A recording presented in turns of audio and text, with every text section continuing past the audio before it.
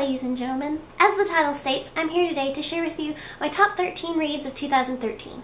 Usually I like to stick with a nice round 10, but serendipitously I ended up with 13 books that I just could not whittle down anymore.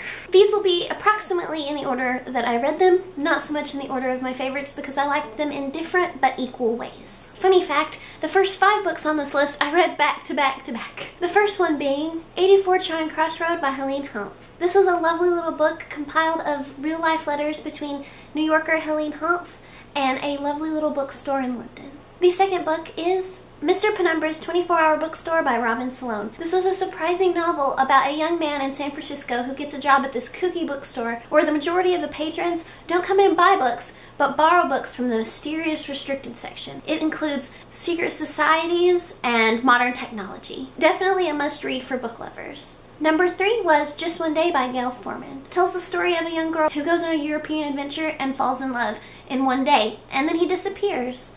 This book had the fast-paced and wonderful writing that I come to expect from Gail Forman. I did a joint book review of this book alongside the next book on the list, which is number 4, Norwegian Wood by Haruki Murakami. It was a beautiful and tragic love story, and it was also my first Murakami, and his writing was just as beautiful as everyone promised it would be. If you'd like to hear a more in-depth talk about this book, check out the aforementioned joint review in the description.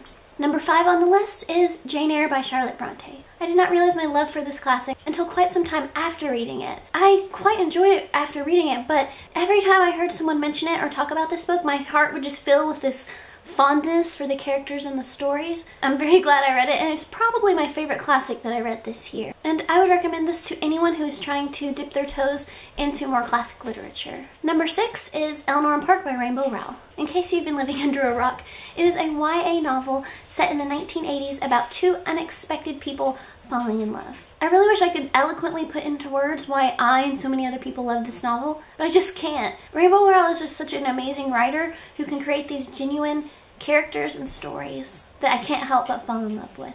Number 7 is Her, a memoir by Krista Paravani. This is a memoir by an identical twin about her relationship with her twin sister, who suffered from depression and drug abuse, which ultimately resulted in her suicide. Now this sounds like a really heavy and depressing book, but somehow she turns it all around and shows how she grew from this experience. Number 8 is Where'd You Go, Bernadette by Maria Semple. This was just a really quick and fun book. It is a compilation of letters and emails and reports compiled by a very bright little girl creating this story about when her eccentric mother suddenly disappeared. Number 9, Pain, Parties, Work, Sylvia Plath in New York, Summer 1953 by Elizabeth Winder. This book shattered my misconceptions of Sylvia Plath.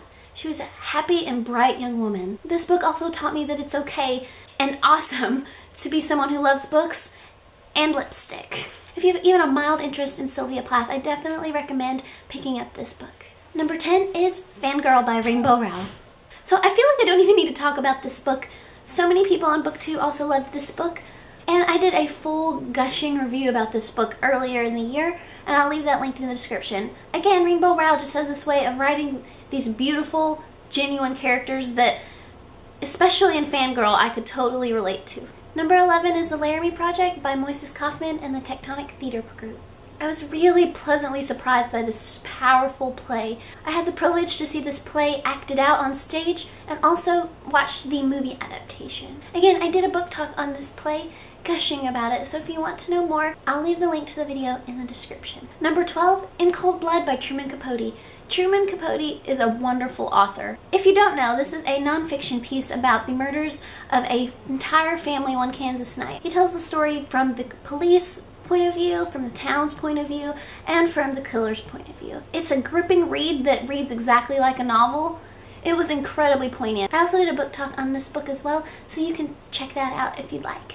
And number 13, this was one of the last books I read in 2013, and it was Attachments by Rainbow Rowell. I read this with Lindsay at Lindsay Reads and Lisa at Blonde Book B.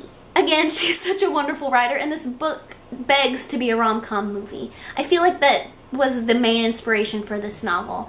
It was sweet and cheesy, but in the best ways. I would love to hear some of your favorites, and if you've made a video talking about your top reads of 2013, please link it down below so I can watch it. Thank you so much for watching, and look forward to a book haul and at least 4 book talks. See you soon. Bye!